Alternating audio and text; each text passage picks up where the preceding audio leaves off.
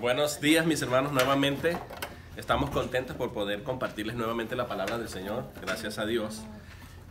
Vamos a continuar con nuestra serie que hemos titulado La argumentación en la carta, repito, entre comillas, siempre la voy a poner entre cartas, pero entre comillas voy a poner la palabra carta. Es más, la voy a subrayar aquí, porque ya sabemos que, aunque nosotros nos referimos a ellos como carta o epístola, la carta a los hebreos, repito, carta, no es una carta, ¿ok? Sino que es una homilía. A lo mejor ustedes dirán, hermano, ¿qué es esto, verdad? Por lo menos los hermanos que están aquí, ¿qué es una homilía? En el único lugar donde la palabra homilía se utiliza es en la Iglesia Católica. Porque la palabra homilía viene de origen griego y significa sermón o discurso o predicación. Esa es la connotación, solo que nosotros nos divorciamos de esa palabra y no la usamos en el pueblo evangélico, pero no hay nada malo en utilizarla. Una homilía es un discurso hablado o escrito. Un discurso no es lo mismo que una carta, porque en una carta hay un destinatario específico, hay un saludo, hay unas exhortaciones y al final hay una cosa que se llama doxología, donde se le da como un saludo de despedida, unas palabras de despedida. Pero esto no lo vemos en la carta a los hebreos. El autor, en una homilía, el autor está ansioso por entregar un mensaje a una audiencia general. Eso es, por eso dice a los hebreos en plural, pero no dice, no empieza diciéndonos no sabemos de hecho ni quién escribió esta carta. ¿Ven ustedes? O sea, la persona no quiso ni siquiera presentarse él, ni siquiera hubo tiempo en ese discurso de decir, me llamo fulano de tal, vengo de Venezuela, soy maracucho. Nosotros decimos maracucho a los que vienen del área donde ellos vienen. Espero que no sea ofensivo, algunos me han dicho que es un poco ofensivo, otros no, ¿verdad?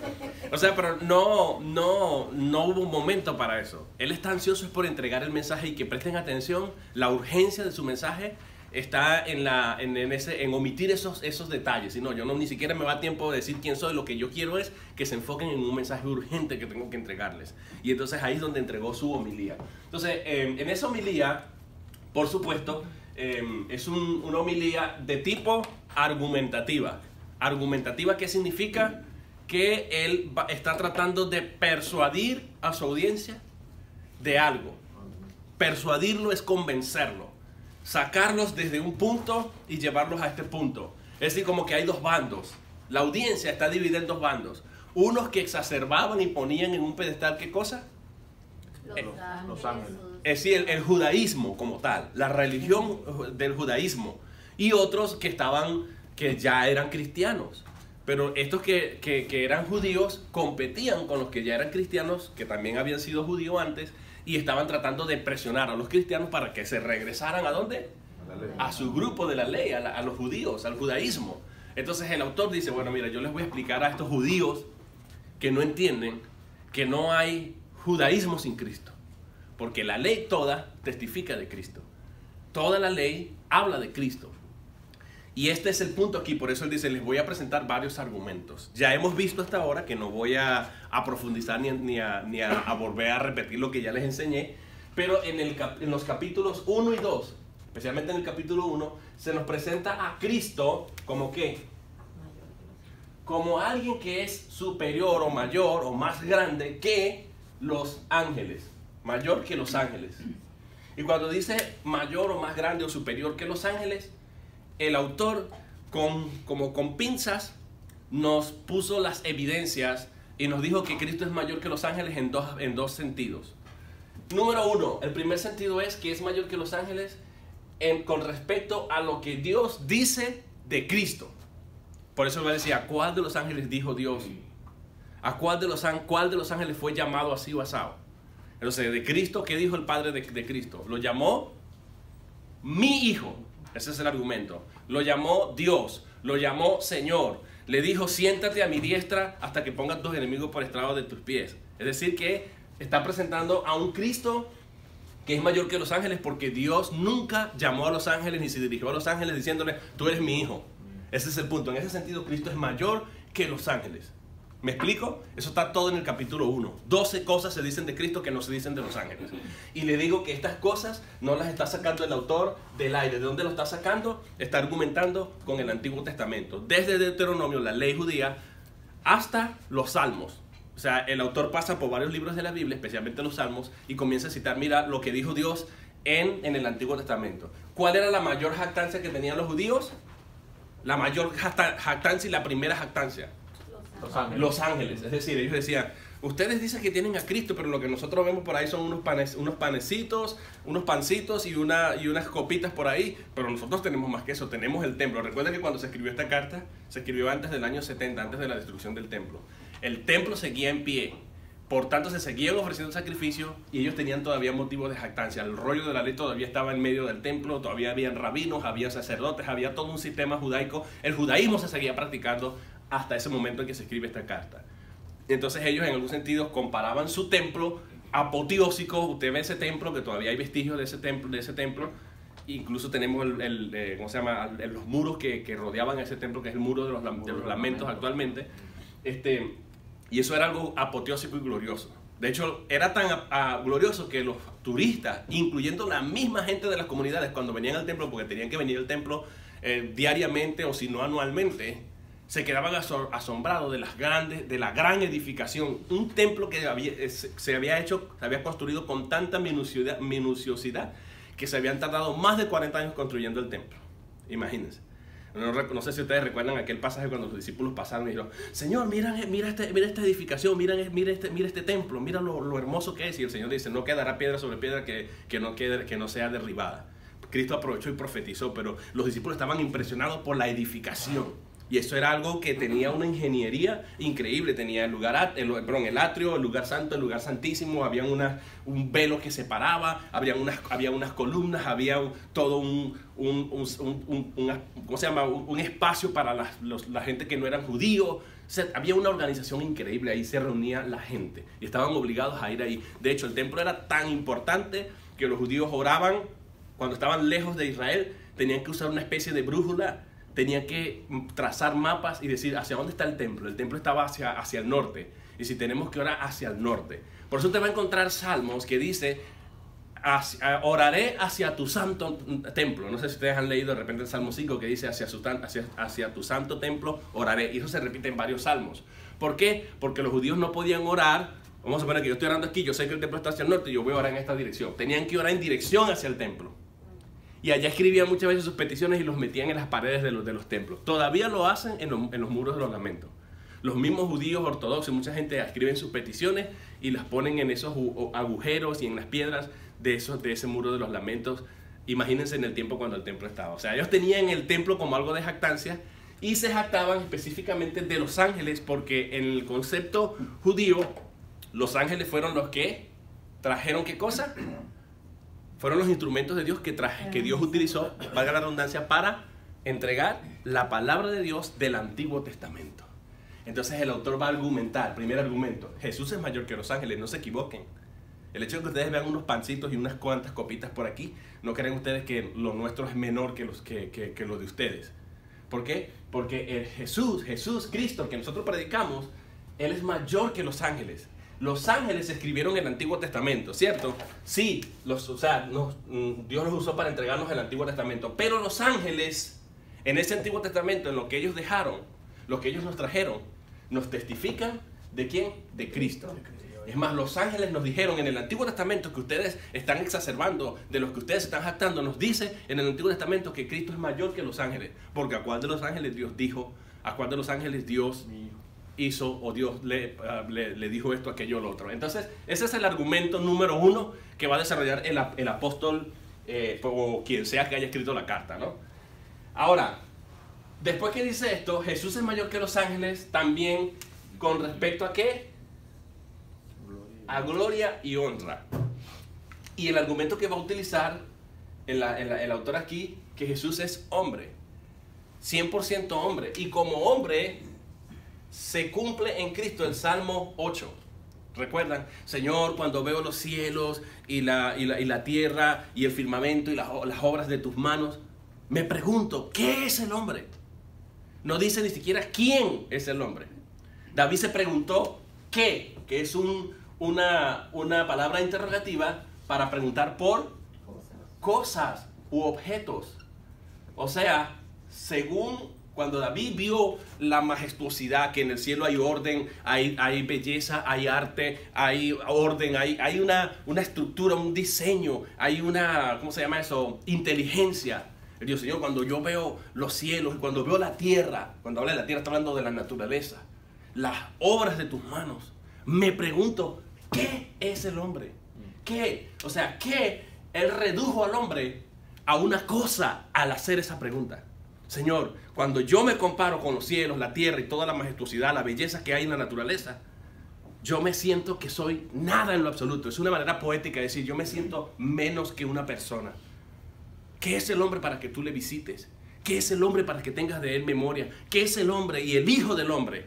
O sea, si el hombre es nada, mucho menos va a ser el hijo del hombre para que tengas de él misericordia. Eso es lo que dice David. Pero luego va a argumentar el autor y dice, aún como hombre uno puede decir, bueno, pero como hombre es menor que los ángeles. Y eso es verdad.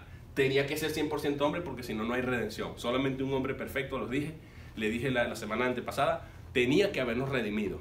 ¿Por qué? Porque si Cristo mantiene esta posición superior a los ángeles, de Dios y de Señor, y va a competir con el diablo el día del juicio, Satanás se va a levantar delante del juicio y le va a decir al Señor, bueno, Señor, o sea, Cristo me ganó porque peleó conmigo como Dios. La única manera de Dios taparle la boca al diablo y decirle, Cristo te derrotó como hombre 100%, es que realmente Él haya tenido una victoria como humano, como hombre. ¿Me explico? ¿Es claro eso? Claro. Porque si no va a haber una excusa. Si no, pero tú me pusiste a pelear nada más y nada menos que con el creador del universo, con Dios mismo. O sea, me pusiste en poca ventaja, en pocas palabras. Ese es el punto. Entonces Dios, el autor dice, Cristo fue hombre. Y como hombre, ¿sabe qué Cristo hizo cuando se hizo hombre? Dice, no se avergüenza de llamarnos sus hermanos. Somos hermanos de Cristo. Lamentablemente hoy hay muchos cristianos evangélicos que se avergüenza de llamarse hermanos de Cristo, de decir soy cristiano. Pero el autor dice, Cristo como hombre no se avergüenza de ser llamado, de llamarnos sus hermanos.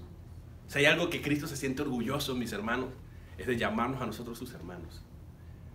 Y lo hace con la propiedad de hombre, como hombre. Porque imagínate, ¿habrá algún parangón si Cristo es Dios y nosotros somos humanos para llamarse hermanos nuestros? Pero si es humano nos entiende, nos compadece, y lo va a decir más adelante el autor. Como humano nos va a compadecer, va a tener misericordia, porque Él sabe cuáles son las tentaciones humanas. Y Él vivió y fue tentado en todo. Entonces puede entendernos. De hecho, la Biblia dice que el Padre ahora a nadie juzga. Dice la Biblia en Juan. Dice que el Padre a nadie juzga, sino que todo el juicio se lo ha dado al Hijo del hombre. Noten que no dice al Hijo de Dios. Al Hijo del hombre, porque es el título que se utilizaba en el Antiguo Testamento para referirse al ser humano. Cuando David dijo que es el hombre y el Hijo del hombre, se refiere a la humanidad. Es decir, que ¿por qué Dios entrega el juicio al Hijo de Dios? Perdón, al Hijo del hombre, o sea, Cristo humano, porque Él nos entiende. Y Cristo cuando nos juzgue nos va a juzgar con compasión y misericordia, con misericordia y verdad, compadeciéndose también de nuestras debilidades en las que Él también fue tentado. ¿Se dan cuenta? Porque imagínate que Dios el Padre tuviera que juzgarme a mí desde su ventaja, también me pone en desventaja a mí. Pero ¿qué tal si pone a Cristo hombre allí y dice, aquí está Jesús? Tú conoces mejor porque tú te hiciste hombre, tú viviste la misma experiencia que ellos o similar. Entonces el nivel de compasión y de misericordia será muchísimo mejor. Por eso dice el Padre, ahora a nadie juzga, sino que todo el juicio se lo ha entregado al Hijo. Vean ustedes, hermanos, todo cómo está orquestado en la Biblia. Y eso como mediador. Como mediador. Eso es maravilloso. Y ahora, el autor se adelanta a responder cualquier refutación que se levante en contra. Porque al decir que Cristo fue hombre, ellos van a decir, pero un hombre es menor que los ángeles, ¿cierto? De hecho, él cita el Salmo 8 y dice, en el Salmo dice, lo hiciste inferior a los ángeles. ¿Qué es el hombre? Que lo hiciste inferior a los ángeles. Pero dice, sí, pero si nada más citamos esa partecita, diríamos que Cristo es menor que los ángeles. Pero hay un detallazo que ustedes no pueden pasarse por alto. Y es lo que Él les va a decir. Dice, le coronaste de gloria y de honra. Aún como hombre, Jesús es superior a los ángeles, porque los ángeles no fueron coronados ni de gloria ni de honra, porque a ellos no se les ha encargado el sostener el universo, el sostener la tierra. Pero al hombre sí se les dio poder y dominio sobre la tierra. Y el autor va a argumentar y va a decir, hasta ahora vemos que el hombre no domina la tierra. Hasta ahora vemos que el hombre no tiene dominio sobre el planeta, sobre el universo. Pero aquel que entró allá, en la morada celeste, él sí está en control de todas las cosas. Y ese es Cristo. Cristo como hombre, cuando David dijo el Salmo 8, no lo estaba diciendo por los seres humanos normales, comunes y corrientes. Se estaba refiriendo a Jesucristo mismo, que como Dios, el asombro de David, ve, aquí está el aspecto profético. El aspecto profético. El aspecto profético es, cuando David dijo, ¿qué es el hombre? Aunque él estaba comparándose a él con respecto a la creación de Dios. Indirectamente o proféticamente estaba apuntando hacia Cristo. Él estaba viendo a Cristo que siendo mayor a los ángeles, había sido reducido a un hombre. Pero inspirado por el Espíritu Santo, como hombre, aún como hombre, es mayor que los ángeles, porque los ángeles no reciben honra y gloria. Pero el hombre sí, le coronaste de gloria y honra. Pero no todos los hombres, dice David. Se trataba nada más y nada menos que del hombre perfecto, de Cristo. ¿Me explico? Eso es lo que dice David, el autor en el capítulo 2. Entonces se adelanta el argumento, porque si yo digo Cristo es hombre y lo dejo hasta ahí, van a decir entonces es menor a los ángeles. Porque el Salmo dice, podrían argumentar, el Salmo dice que lo hiciste inferior a los hombres. Entonces poco menor que los ángeles. Si es menor, te estás contradiciendo porque estás diciendo que es mayor. Entonces él va a armonizar la Biblia y va a decir, no, ya va, es menor que los hombres, que los ángeles. Lo que quiero apuntar es que realmente se hizo hombre. Pero como hombre, aún así, sabiendo que no todos los hombres están en dominio de la naturaleza y del mundo, Cristo es superior a los ángeles, porque a él se le entregó el dominio de la naturaleza, del universo. Porque de él dice que lo coronaste de gloria y de honra y lo pusiste en potestad sobre la tierra. ¿Me explico? ¿Está claro eso? Entonces Cristo es superior, aún como hombre, es superior a los ángeles en gloria y honra. Hasta ahí nos quedamos. ¿Sí? Ahora vamos a ver hoy. Bueno, y cuando dice esto, el autor va a presentar nos va a decir qué reacción van a tener ustedes una vez que tengan esta verdad. ¿De qué se ríe Erasmo? Es demasiado, ¿verdad? Después que sabemos que Cristo es mayor, ves que voy muy rápido, yo sé. Cristo es mayor que los ángeles en dos formas, en el sentido de lo que Dios dice de él y en el sentido de que como hombre tiene gloria y honra de parte de Dios. ¿Ustedes recuerdan aquella escena en Apocalipsis donde Juan tiene una visión con un ángel y cuando tuvo esa experiencia, él se arrodilló ante el ángel? Y ustedes saben lo que hizo, es una manera de mostrar honra y adoración. ¿Saben lo que hizo el ángel? Le dijo, levántate porque yo soy consiervo tuyo. No aceptó honra ni adoración. Los ángeles tienen prohibido recibir honra y gloria.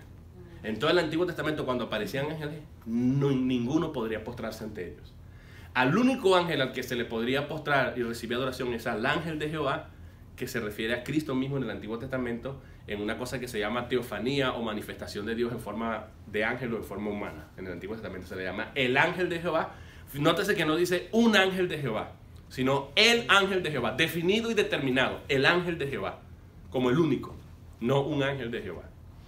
Eso es diferente, ¿no? Y no sé ni por qué llegaba hasta allá, ¿no? Ya se me fueron los tiempos. Entonces, cuando él presenta a Cristo, bueno, lo que yo quiero decir que los ángeles no reciben honra y gloria. Cristo sí recibe gloria y honra. No solamente como Cristo, como Dios, como lo dice en el capítulo 1, sino que también lo recibe como hombre. Porque a él le fueron sujetas todas las cosas, dice él en el capítulo 2. A Cristo, no a los hombres en común. David no estaba hablando de los hombres, porque los hombres no sujetan todas las cosas. Solo Cristo sujeta todo. Y lo hace con su palabra nada más. Imagínate el poderío que tiene Cristo. Y ahora va a decir, después que él pone que Cristo es superior que los ángeles y esto, va a decir, ¿y ahora qué van a hacer ustedes con toda esta información que yo les estoy dando? ¿Se van a quedar de brazos cruzados? Hay un llamado que se está haciendo. Debe haber una reacción, una respuesta de nuestra parte. ¿Recuerdan cuál es ese llamado y esa reacción que debemos tener? Sí, el llamado es atender al mensaje de Cristo que es mayor que los ángeles. Entonces vean ustedes el argumento. El argumento es, su judaísmo no sirve de nada si no concluyen que Cristo es el apuntado por Dios. Porque su judaísmo tiene como base el Antiguo Testamento que fue traído por los ángeles. Pero en ese Antiguo Testamento, yo no estoy sacando del aire que Cristo es mayor que los ángeles. No es una cuestión que se me ha ocurrido a mí. Estoy poniendo las evidencias con textos bíblicos y trae una lista de salmos. El Salmo 8 es uno y otros salmos que ya lo vimos la semana pasada, el Salmo 110. Él presentó varias evidencias. Y dice, después que ustedes tienen esta evidencia, que ustedes lo pueden comprobar en su misma escritura que trajeron los ángeles, o sea, ¿qué hacen los ángeles dando testimonio de que Cristo es mayor a ellos? Entonces los ángeles no son un motivo de jactancia. El motivo de jactancia debería ser Cristo y no los ángeles. Ustedes están concluyendo equivocadamente. ¿De qué le vale quedarse con Cristo y los ángeles? Los ángeles no salvan, los ángeles no reciben honra, los ángeles no reciben adoración. Los ángeles mismos hablaron y testificaron de Cristo. Se van a quedar con la palabra de Dios, pero no se van a quedar con Dios. Ustedes ven la conclusión a la que se puede llegar. Es como, les ponía el ejemplo, es como que yo diga, me gusta la voz de Karina, pero no me gusta Karina. En conclusión, no me gusta Karina nada. ¿Sí? Porque digo, ay Karina, cántame, Karina, háblame, Karina, dime, porque me gusta tu voz. Ah, pero si ni siquiera te me presentes, ni siquiera me mires porque es que tú no me gustas. Me caes mal. Eso es incoherente, eso no tiene sentido. Entonces, cuando él pone a Cristo, dice, el Antiguo Testamento es una condensación que apunta hacia Cristo. Por eso en Juan 5:39 dice, escudriñen las escrituras, porque ustedes creen que con las puras escrituras van a ser salvos. A ustedes les parece que la salvación está en la pura escritura. Ustedes se quedan con la pura escritura. Ahí, una Biblia violinúa, ¿verdad? Grajúa, dicen los cubanos. No sé cómo dicen ustedes al grajo, al violín, decimos nosotros. ¿Ah? Y yo no, yo soy salvo porque tenemos esta palabra, nos la dieron los ángeles. Ajá, pero has concluido que esta escritura lo que hace es dar testimonio de Cristo. Ellas dan testimonio de mí. La vida eterna no está en que tú te quedes solamente con la Biblia, sino que no entiendas el mensaje y no puedas concluir que allí se está hablando de Cristo. ¿Qué se espera entonces? Que nosotros atendamos, más que atender el mensaje de los ángeles del Antiguo Testamento, atendamos con mayor diligencia el mensaje del que es superior a los ángeles. Ese es el punto. Si yo fallo en atender a esto, él va a decir, ¿cómo escaparé si he pelado el boche, como decimos en Venezuela, de una salvación tan grande? Está hablándole a un grupo de gente que todavía no era cristiano. Y algunos agarran ese versículo, pues si la salvación se pierde, ahí dice que si descuidamos la salvación, nos vamos a perder. Sí, pero ahí está hablando de descuidar en el sentido de no atender con mayor diligencia al que es superior a Cristo. Si yo me quedo con los ángeles y no con Cristo, mi religión no me va a servir de nada. Ese es el punto. Quédate con tu judaísmo, quédate con la ley. Te parece a ti que tienes la vida eterna, pero no la tienes, porque la vida eterna es una persona. Y nos lo va a decir más adelante el autor en la carta a los hebreos, lo vamos a ver. Ustedes están concluyendo mal. La vida eterna es una persona, es Cristo Jesús, no es la escritura. La escritura nos sirve para concluir quién es, para conocer, es como el mapa o el GPS que nos va guiando, nos va llevando a Cristo, como también lo dice en Gálatas 3, del 15 en adelante. ¿Para qué sirve la ley? Dice, es nuestro ayo. Ayo significa maestro o guía, alguien que te agarra de la mano y te dice, Señor pecador, confeso y convicto, miserable, usted no puede salvarse usted mismo, usted tiene una necesidad de un Salvador. Y este Salvador está aquí y te lleva a la cruz, que es Cristo. La ley sirve para eso. Por eso David dijo, inspirado por el Espíritu Santo, la ley de Jehová es perfecta, que convierte el alma.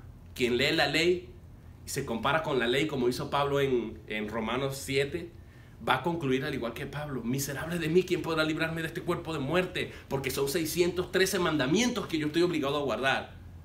Y Cristo lo resumió en 10 y después lo resumió en 2 y aún en esos 2 fallamos. Ama a Dios sobre todas las cosas y al prójimo como a ti mismo, y fallamos porque nos cuesta perdonar, porque cuando el vecino me puso una bulla me provoca derretirlo, mandarle ya el ejército, llamar a la policía o tirarle ya agua fría. No sé, imagínate, nos cuesta cumplir 2 simples mandamientos. Cuando me comparo con esos mandamientos digo, Señor, ¿qué es lo? Digo yo, miserable de mí, ¿quién me puede librar, Señor? Estoy condenado si dependiera de mí. Y entonces ahí donde la ley nos dice, tranquilo hijo. Ahí va Pablo y dice, pero gracias doy a Dios por Jesucristo, nuestro Señor y Salvador. Amén. Porque depende de Él. Ese es el punto. No puedo guardar los mandamientos. Menos 613 mandamientos. Si no guardo 2, menos 613, ¿verdad? Entonces la ley de Jehová es perfecta. Que dice, tú no me puedes cumplir, tú no me puedes cumplir, tú no me puedes cumplir. Mi estándar es mayor, como dijo uno de los profetas, creo que fue Isaías o Jeremías. Que los pensamientos de Dios son más grandes que nuestros pensamientos. Su palabra, sus mandamientos. En el Salmo 119, un tremendo reconocimiento de la palabra de Dios. ¿sí? Es lámpara a mis pies, lumbrera a mi camino. Dice muchísimas cosas. Tu palabra es verdad, la suma de tu palabra es verdad. O sea, dice muchas cosas en ese salmo. Un reconocimiento a la palabra. Guía, transforma, me convierte. Entonces ese es el punto. La ley, entonces, ¿para qué nos sirve? Para que reconozcamos nuestra necesidad de un Salvador. Y ahí es donde venimos a Cristo. La ley es nuestra guía, es el maestro o el guía que me agarra de la mano y dice, estás más perdido que el hijo de Imbe. Que el hijo de Imbe. Y me lleva a donde está Cristo. Ese es el punto. ¿Me explico?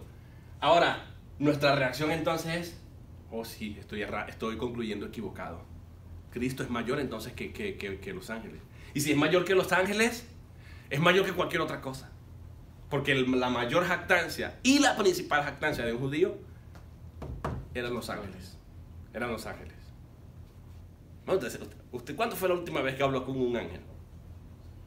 Eso era un motivo de jactancia. ¿Cuándo fue la última vez que hablaste con un ángel, Erasmo? Hermana, levántase, le doy autoridad. Levántese y me da 4 bofetadas a Erasmo. Tenía que haber dicho cuando vi a Alma por primera vez. ¿Ah?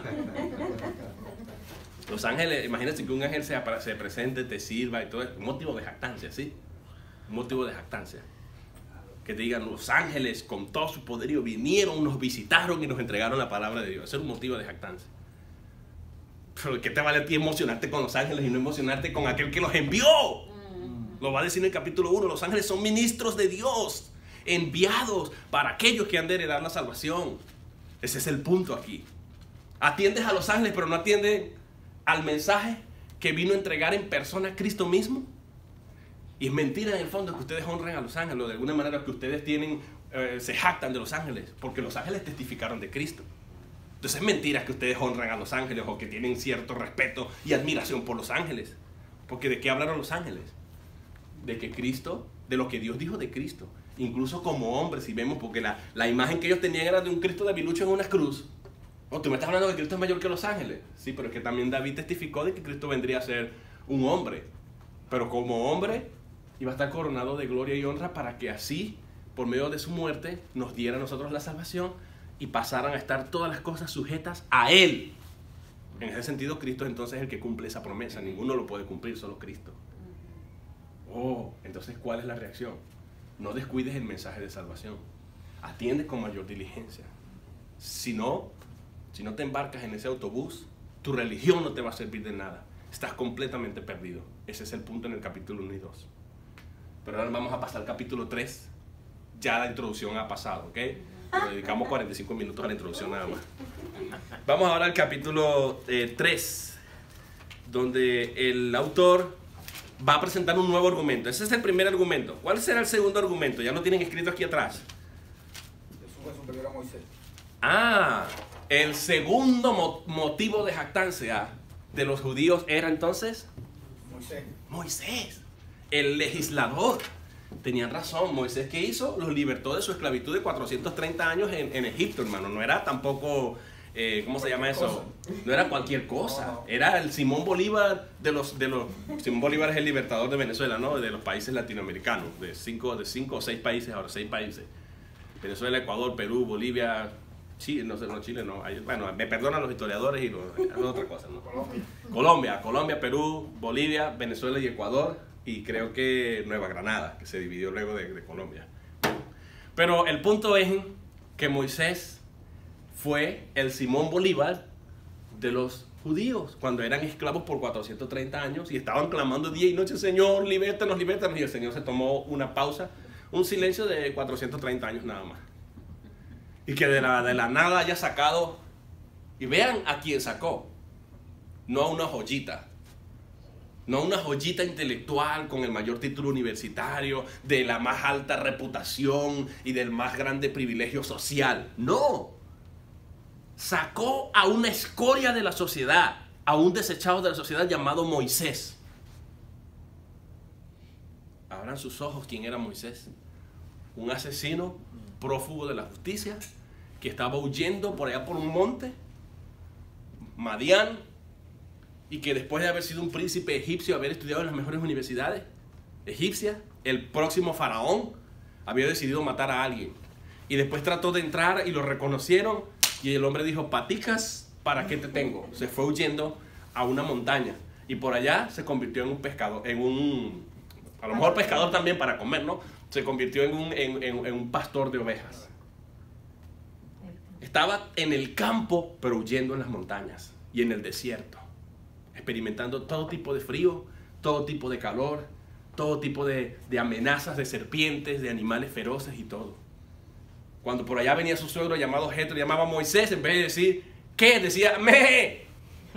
Era lo que más escuchaba. Ovejas. Y a ese hombrecito, violinúo, grajúo, putrefacto, sudorado o lleno de sudor, montañero y campesino se había convertido, tal vez barbudo, descuidado.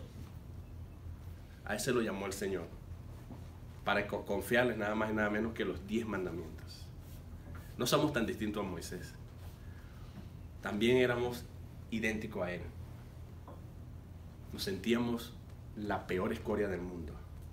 Y a eso se va a referir Pablo cuando dice en 1 Corintios o 2 Corintios, nos va a decir que lo más vil, lo menospreciado y lo tenido en poco, a esos levantó Dios, los llamó Dios para avergonzar a los sabios de este siglo. Cuando dice sabios es el sophos, en griego significa los filósofos. Y va a decir ahora que nosotros somos ese tesoro, somos vasijas de barro, y siendo vasijas de barros, tenemos un tesoro dentro de nosotros, que es la palabra de Dios, que es Cristo mismo. Es tremendo, ¿verdad? Se dice fácil, pero no somos tan distintos a Moisés. ¿En el sentido de qué? De ser inmerecedores. Moisés le puso al Señor 5 objeciones y una de esas, Señor, envía a otro, hay gente mejor que yo. Pero cuando Dios le pone el ojo a alguien, no tienes escape, no tienes escapatoria. Yo muchas veces huí, como dice la canción, ha sido largo el viaje, pero al fin llegué. Llegué porque no me quedó otra opción. Hay gente que anda creyendo por ahí en un tal libre albedrío. Hermano, cuando el Señor se enamora de usted y le pone el ojo, usted no tiene escapatoria de decir y rechazar a Cristo. El Señor te lo va a poner una vez, otra vez, otra vez. Puedes dar un recorrido larguísimo, pero en el fondo vas a quedar rendido a los pies de Cristo. Porque cuando Él tiene planes contigo, ni que te vayas en otra dirección como lo hizo Jonás, ni que hagas lo que quieras como dijo Gedeón. Señor, pero yo soy el menor de mis hermanos, y el Señor viene con una opinión distinta a Gedeón y le dice, varón valiente y esforzado. Yo, Señor, tú estás equivocado. Yo valiente y esforzado si soy el menor de mis hermanos. Me vengo a esconder aquí, estoy cansado, sufro de bullying, porque lo que sembramos se lo comen estos amalecitas y todos estos enemigos nuestros. Y tú me vienes a decir a mí que yo soy un varón valiente y esforzado. Yo tengo hermanos que son mejores, son guerreros y todo. Ay, no has entendido, Gedeón. Es que no es en tu fuerza. Es que yo no te digo eso porque tú realmente seas un varón valiente y esforzado, en pocas palabras.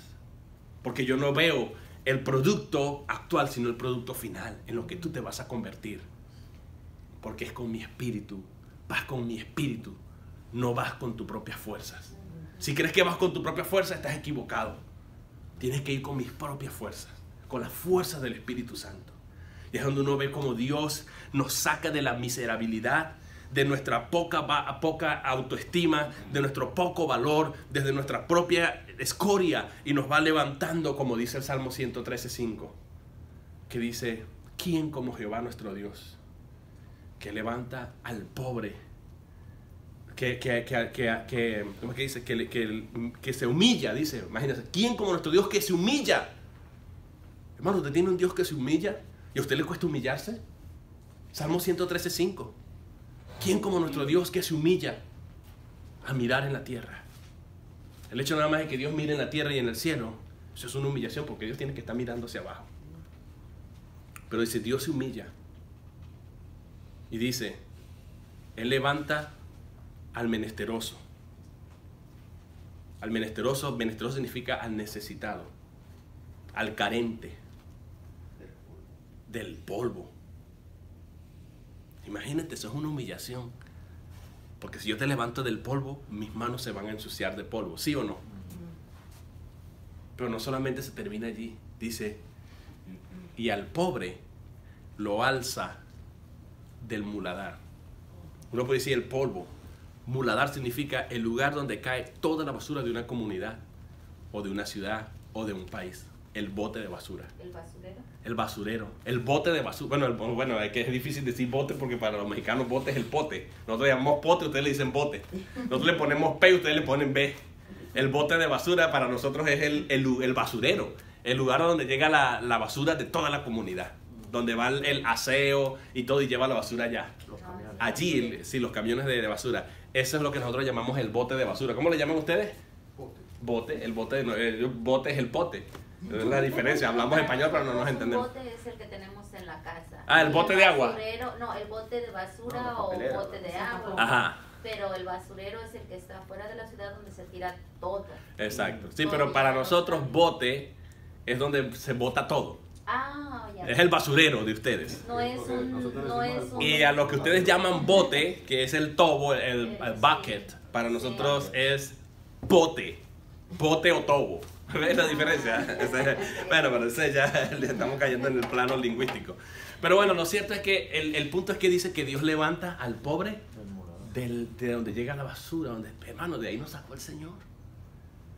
Por eso cuando usted ve en la Biblia a todos los hombres de Dios, a los héroes de la fe, no eran unas joyitas, mis hermanos. Ni siquiera los apóstoles que Cristo escogió. El más calificado era Judas.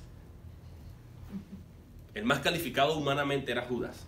Intelectual, listo, audaz para los negocios. Y vean cómo terminó Judas. Los demás eran tan misericordiosos que cuando pasaron por una ciudad, la provincia de Samaria, y no quisieron recibir a Cristo. Señor, ¿quiere que pedamos fuego del cielo? Que se acabe con esta ciudad. Tremenda misericordia, ¿verdad? Muy distintos a nosotros, eran igualitos. Andaban compitiendo entre ellos, peleándose quién iba a ser el más grande. Y le andaban diciendo, eran unos niños de mamá, ay mamá, anda, dile a Cristo, que bueno, usted sabe, ¿no? Que cuando en el reino que yo pueda ser la mano derecha de él. Y va la mamá, ay Señor, tú sabes que mis hijos, ¿qué es lo que quieres, mujer? Bueno, que mis hijos, que uno de mis hijos, que uno esté a la derecha y el otro esté a la izquierda. Casi nada, ¿verdad? Unos inmaduros, unos niños consentidos de mamá. Que no me pongan a mí a escoger gente así, ¿verdad? Que sean así como endebles, que hay que meterlos en un vidrio, ¿ah? En una vitrina, como decimos allá. Pero bueno, no somos tan distintos. A esa gente es la que Cristo escogió. ¿Por qué? Porque desde nuestras imperfecciones, yo siempre digo, a Dios le gustan nuestras imperfecciones. A Dios le gustan nuestros defectos. ¿Por qué? Porque así Él le da lugar al atributo de misericordia y de gracia. Si somos calificados y perfectos, dijo Cristo, los sanos no tienen necesidad de médico. Yo necesito gente enferma para así aplicarle la medicina de la gracia, del amor, de la misericordia. Y al que más se le perdona, más me va a amar. Y ese es el punto aquí, mi hermano. Ese es el punto aquí. Ya me salí de tema, pero el punto de jactancia de ellos era Moisés. Decían, Moisés, el sacado de la escoria. El hombre que había sido un asesino, el prófugo de la justicia, nuestro libertador, nuestro legislador. Él nos trajo la ley. Los ángeles tuvieron contacto directo con Moisés. Así que Moisés, cuando bajó de allá, venía una gloria que les cubría. Eso vivían con eso, hablando de Moisés. La cara era como ver el sol de Moisés. Tuvimos que salir y ponerle un velo en la cara para poder tener contacto con Moisés. Ese era un hombre, imagínate, ahorita en el evangelio de la prosperidad y de los nuevos movimientos apostólicos y proféticos, ellos se creen Moisés. La gloria de Dios que siento, la Shekinah de Jehová, siento la presencia de Dios. Mira cómo estoy lleno de Dios. Ahora el Señor me dice, mira que tú vas a ser profeta de la nación. Imagínate, tenía a un Moisés en este tiempo hoy día que literalmente el rostro sea como el del sol. Si fuera el apóstol, no, imagínate, la gente fuera idólatra. Había tanta idolatría con Moisés que hasta el día de hoy no se sabe dónde está el cuerpo de Moisés. Había tanta idolatría con Moisés que hasta hubo pelea con el arcángel Miguel y Satanás disputando por el cuerpo de Moisés. O sea que si Dios hubiese permitido que la tumba de Moisés estuviese ubicada en algún lado, lo hubiesen convertido en un gran ídolo, un centro de idolatría, pues. Imagínense ustedes la jactancia que tenían ellos. Ahora él va a decir, aquí va a suavizar su segundo argumento. Va a decir, Cristo es semejante a Moisés en un solo aspecto. Es semejante o similar. o igual, pero en otro sentido es superior a Moisés, por muchas razones, y va a argumentar eso. Entonces en este capítulo 3 lo que vamos a ver a un Cristo que es semejante a Moisés, en algún sentido, y nos va a decir en qué sentido, pero que también es superior a Moisés. Así que si es superior a Moisés, debemos atender más a Cristo que a Moisés mismo.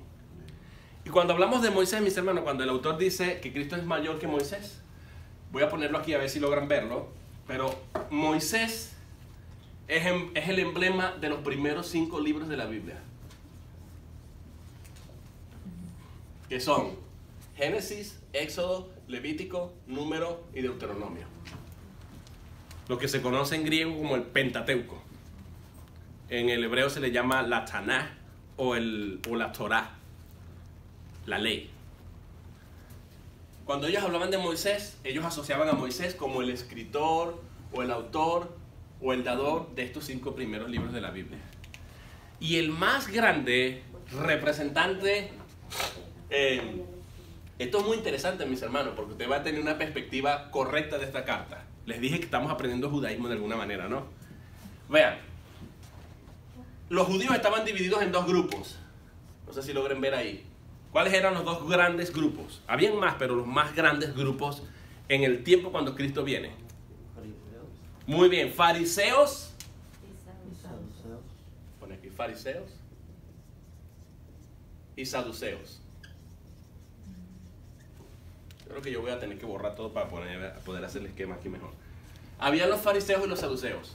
La pregunta es, escuchen muy bien, ¿a cuál grupo se estaba dirigiendo el autor en el capítulo 1 y 2 de su homilía? ¿A los fariseos o a los saduceos? Estamos aprendiendo judaísmo también. No todos a la vez, por favor. Fariseos. ¿Cómo sabes tú que estaba dirigiéndose a los fariseos? ¿Por qué podemos concluir? Esto se llama inferencia por evidencia. Inferencia por evidencia. Porque ellos creían en la resurrección. Muy bien, no solamente en la resurrección, creían en la resurrección, ¿en qué más creían? ¿En que iba a venir el Mesías? No. No, porque Dios, la vida eterna. Bueno, sí respetaban, pero Ajá, muy bien, la vida eterna, esa es la diferencia. Los fariseos, pero hay una diferencia más. Los fariseos creían en la vida eterna y creían en la trascendencia, creían en la trascendencia, vamos a llamarlo así, o sea, que la vida no se acaba con la muerte, que hay más allá, hay un más allá. Mientras que los saduceos no, trascendencia, y creían en la totalidad ¿de qué? De las escrituras. Creían en la totalidad de las escrituras. Entonces, estas son las 3 cosas que diferenciaban a los fariseos de los saduceos. Saduceos, dígame, hermana. ¿a qué se refiere con la totalidad de las escrituras? Estamos hablando Moisés con sus 5 libros, Ajá. los salmos Oh, y los profetas mayores y menores. oh. Isaías, tal. Salmos y profetas. Esa es la totalidad de las escrituras, no estaba en el Nuevo Testamento todavía. Ajá, eso era lo que quería decir yo, totalidad, pero si no había Nuevo Testamento. Sí, la totalidad de las escrituras se refiere a todo el Antiguo Testamento, Ok. lo que no había en el Nuevo Testamento. Mientras que los saduceos solo creían en la vida terrenal, o sea, no creían en la trascendencia. Y solo aceptaban como inspirado por Dios los libros de Moisés, el Pentateuco. Penta viene de 5 en griego, pentágono, pentagrama, etc. Pentateuco. Y Pentateuco, teuco, libros o leyes, o rollos, pentateucos. Entonces aquí tenemos que ellos creían en la vida terrenal, o sea que la vida se acababa con la muerte, con la tumba, más o menos como los testigos de Jehová. Los testigos de Jehová son un resurgimiento de los saduceos. Ellos creen que la vida se acaba con la muerte. Sencillo eso. Pero ellos no creían en la resurrección. Estos creían, al creer en la vida eterna, creían también en la resurrección.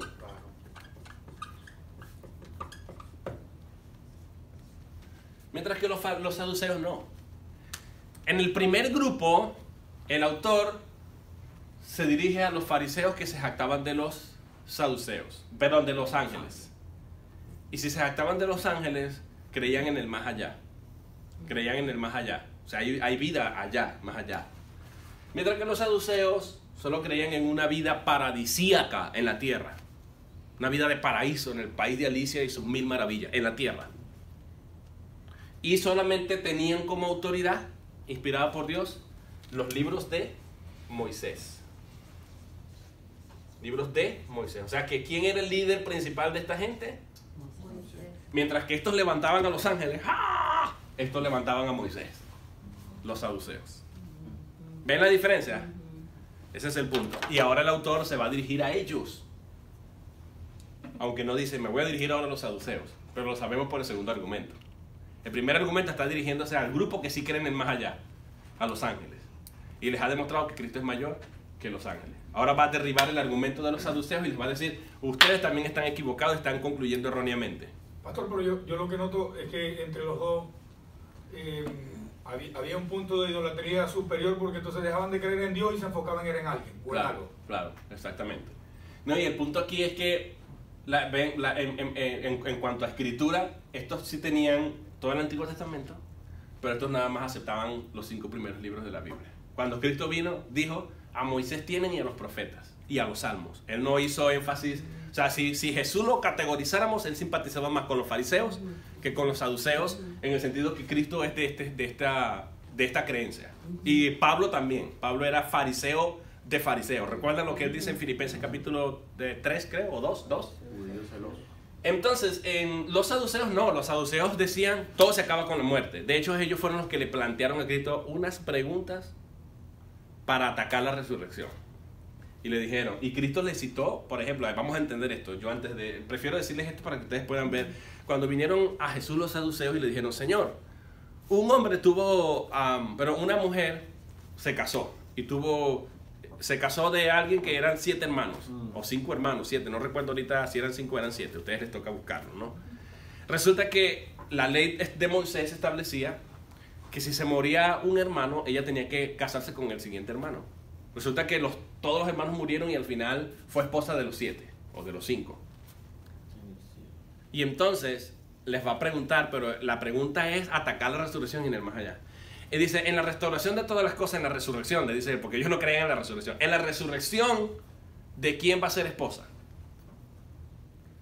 Y la respuesta de Jesús fue, ustedes erráis, ustedes hierran o están equivocados, están bien pelados, porque ignoran las escrituras. ¿Qué escrituras ignoraban ellos? Esta. Solamente tenían esta ley. O sea que cuando le dijo ignoráis las escrituras, literalmente ignoraban las escrituras. Con eso Jesús estaba aprobando que no era solamente Moisés, sino también las demás escrituras. Ustedes se han quedado aquí y por eso ustedes concluyen equivocadamente. Eso es lo que Cristo les está diciendo. Y la segunda cosa que Cristo les va a decir luego, les va a responder con evidencia de su propio libro. Y los llevó a Éxodo 3. Y les dice, porque Jesús sabe que el punto aquí no es de quién será esposa la mujer. Les aclara y les dice, en la regeneración de todas las cosas, no habrá bodas, no habrá matrimonios. Todos seremos como los ángeles, le dice Cristo. Vean lo que le está diciendo, seremos como los ángeles, porque estos no creían mucho en los ángeles. Estos no creían en los ángeles. Y por eso Jesús les está diciendo, ustedes hierran, ustedes se equivocan porque ustedes no creen en el más allá.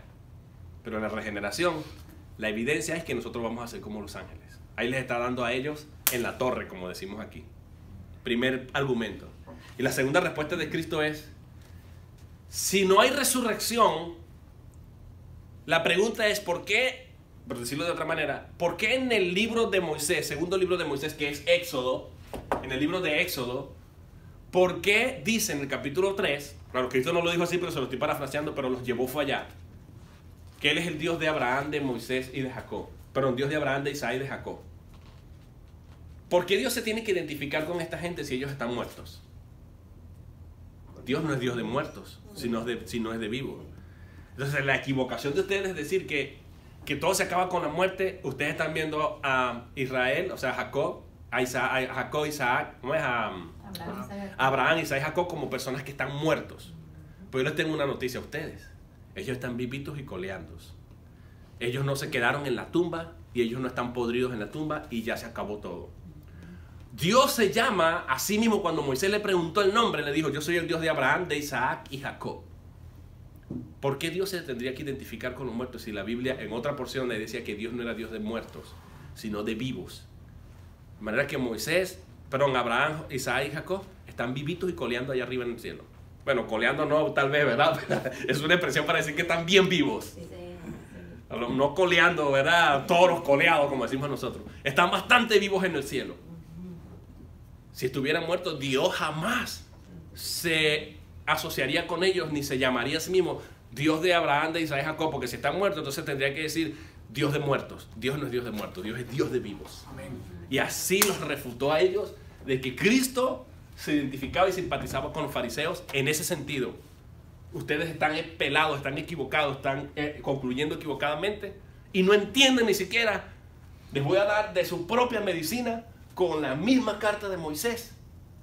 Su segundo libro, capítulo 3, Dios se identifica con Abraham y Jacob como que si estuvieran vivos. Dios no es Dios de muertos. Si dudan en la resurrección, Dios no duda, porque uno de los nombres de Dios es que Él es el Dios de los vivos. ¿Cómo les quedó el ojo? Agárrame ese trompo en la uña, decimos allá. Pélame esa mandarina. Quedaron ellos así con los ojos así. Dice que ya no se atrevieron más ni siquiera a hacerle ninguna pregunta. ¿Verdad? A este grupo ahora se va a dirigir el autor para decirle: Cristo es semejante a Moisés. Y cuando dice semejante, el grado de comparación es de igualdad. Pero si es semejante a Moisés, si es semejante a Moisés, ellos deberían prestarle atención. Porque nadie después de Moisés era igual a Moisés o similar a Moisés. Si Cristo es semejante a Moisés, ya tendremos que prestarle atención. Nadie en lo absoluto, ya lo vamos a ver, era igual a Moisés. Jesús es igual a Moisés, pero no solamente eso. Si no le quieres prestar atención porque es igual a Moisés y no te convenzo, ahora te voy a llevar al siguiente nivel. Cristo es superior a Moisés por otras razones. Ahora va a dirigirse a este grupo. Vamos a verlo. Ya he hablado mucho, ¿verdad? Esto es solo la introducción. Ahora sí vamos a traer el tema. Hebreos capítulo 3. Por tanto, ahí volvemos a encontrar la palabra por tanto. ¿Cuándo fue la última vez que vimos ese por tanto? En el capítulo 2. No en la otra semana, éramos. En el capítulo 2. En el capítulo 2 dice por tanto, lo cual indica que la idea continúa. La idea continúa. Va a decirnos ahora. Y ahora ustedes van a ver por qué él está diciendo que Cristo es 100% hombre. Cristo es hombre. Para ser igual a Moisés tiene que ser hombre. Porque si presenta a Cristo como ángel, entonces no es igual a Moisés. Por eso lo va a presentar ahora como hombre, y esa es la razón por la que empieza a citar el Salmo 8, y ahora vamos a ver la conexión. La conexión que él hace es por tanto. Como Cristo es hombre, es semejante a Moisés. Vamos a verlo. Dice 3. Por tanto, hermanos santos, participantes del llamamiento celestial. Primero, ellos tenían algo en común. ¿Cuál es lo que tenían en común? El llamado. Todos estaban llamados. ¿A qué? A participar de un llamado celestial. ¿Por qué le llama participantes de un llamado celestial? Lo único que compartían era el llamado. Porque los saduceos eran terrenales. Y como eran terrenales, ellos creían en la vida terrenal, el llamado terrenal. Y lo que está haciendo el autor aquí, ya vamos al judaísmo, en el concepto judío, ellos creían que Dios les había prometido a ellos una tierra prometida en la tierra, valga la redundancia. Sus promesas eran terrenales, sus bendiciones eran terrenales. Bendito en el campo, en la ciudad, de prosperidad, pues económica en algún sentido, de conquista. Mientras que a los cristianos se les hace un llamado y se les ofrece bendiciones espirituales en los lugares celestes. Efesios capítulo 1. Entonces el autor les va a decir a estos saduceos: ustedes, lo único que tenemos en común con ustedes es que ustedes también están siendo llamados a las promesas celestiales, a que se olviden de lo terrenal. Ven, por eso les dice participantes del llamamiento celestial, y les va a decir que deben reaccionar. Les voy a dar la reacción. ¿Cuál debe ser nuestra reacción? Allá era atender el mensaje de Cristo que era mayor a los ángeles. Y aquí es, no sé si puedo quitar estos muñecos de aquí que me tienen. Ahí había un sign, pastor, cuidado. No, No, había un sign el domingo pasado. No tengo nada que ver con sign, ellos que traduzcan lo que yo estoy diciendo. Aquí dice, y yo creo que aquí no lo van a ver de todas maneras, vamos a ver. Aquí dice, nuestra reacción debe ser, ya lo agarraron, está ahí en el 3. Puesto que están siendo llamados a lo celestial, no a lo terrenal, ¿qué deben hacer? ¿Cuál es la reacción que deben tener? ¿Ah? ¿Cómo? ¿Cómo? Diga. Considerar a la Oh, ahí está. Considerar. Esa es la reacción. ¿Qué es considerar? Evaluar, tomar en cuenta, pensar en, examinar, prestar atención, oír, poner todos los sentidos en un interés, mostrar interés en considerar. Y ahora va a decir algo bien interesante de Cristo. Es la primera vez en toda la Biblia. A mí me encanta la carta a los hebreos. Primero porque me resume el judaísmo. Segundo porque me resume toda la Biblia. Y tercero porque me presenta a Cristo como en ninguna otra parte de la Escritura. En ninguna otra parte usted va a encontrar los títulos de Cristo como este lo presenta. Más o menos 15, creo que 12 o 15 títulos tiene Cristo en esta carta. Y uno de esos títulos que no se encuentra en ningún lado está en Hebreos capítulo 3. Dice, considerad ¿a quién? Al apóstol. Apóstol. ¿Qué significa apóstol? Enviado. Apóstol. Enviado o mensajero. Es la primera vez que a Cristo se le llama apóstol. En ese sentido, en toda la Escritura. Aunque sabemos que cuando él mismo dijo, soy el enviado de Dios, él está diciendo, soy el apóstoles, apóstolos en el griego. Soy el apóstol, el enviado de Dios. Muy bien. Pero no solamente es apóstol, sino que es... Sumo sacerdote. Oh, es apóstol y es sumo sacerdote. Esto solamente es posible si es humano. Son títulos. Ahora va a decir, ¿qué deben hacer ellos? Consideren a Cristo. Cristo nos fue enviado. Cristo estuvo entre nosotros. Cristo es enviado de Dios al decir apóstol, al llamarlo apóstol, pero Cristo también es sumo sacerdote. Es decir, como enviado de Dios nos trae el mensaje de Dios. Y como sacerdote nos representa delante de Dios. Cuidado, no lo vayan ustedes a no considerar. Cuidado, ustedes concluyen equivocadamente, como estaban concluyendo los fariseos con sus ángeles. Y ahora va a argumentar. El cual es fiel al que lo constituyó, como también lo fue Moisés en toda la casa de Dios. Entonces aquí viene el elemento de comparación, de semejanza. Cristo es semejante ¿a quién? A Moisés. ¿En cuanto a qué? ¿A qué era fiel? Muy bien, excelente, lo agarraste, mi hermano. Voy a borrar aquí. No sé ni dónde borrar. Voy a borrar aquí. Perdónenme.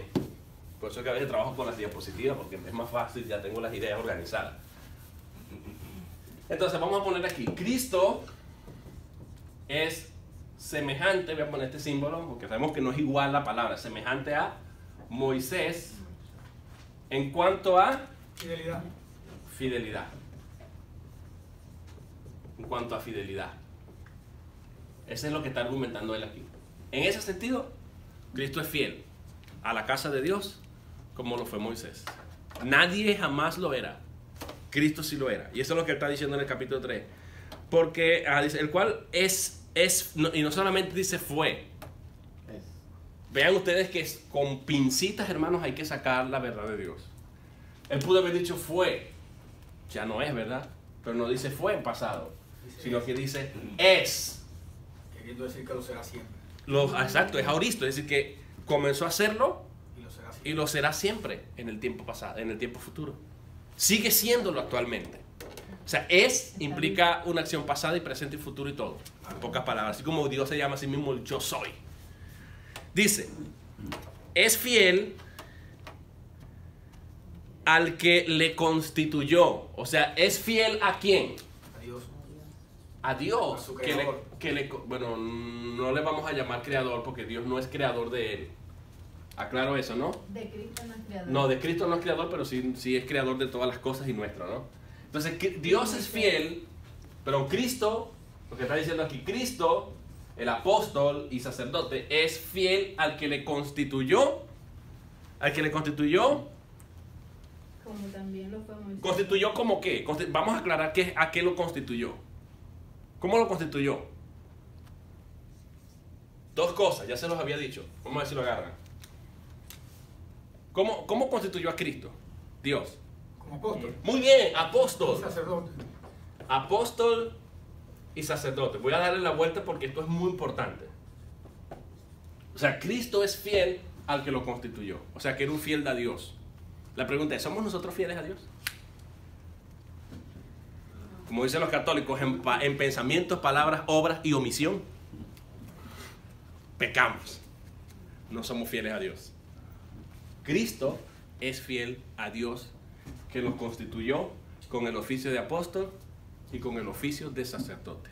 Eso es una de las cosas, pastor, que a mí siempre me ha contrariado un poco con el tema de la fidelidad al Señor, porque fíjese bien, leyendo la palabra y viendo cómo Saúl tenía contacto con Dios directamente y también le fue infiel al Señor, Claro. porque permitió muchas cosas al pueblo y obviando y librándose las manos como que no, yo sí creo en el Señor, pero háganlo usted. Claro, Y David fue igual, pero la palabra también dice que David era conforme al corazón del Señor. exacto. Entonces eso contraría, porque a veces uno trata de convencerse en querer tener una fidelidad total, absoluta al Señor, viviendo en un mundo tan difícil, tan pecaminoso y que nos lleva a diferentes corrientes. Claro.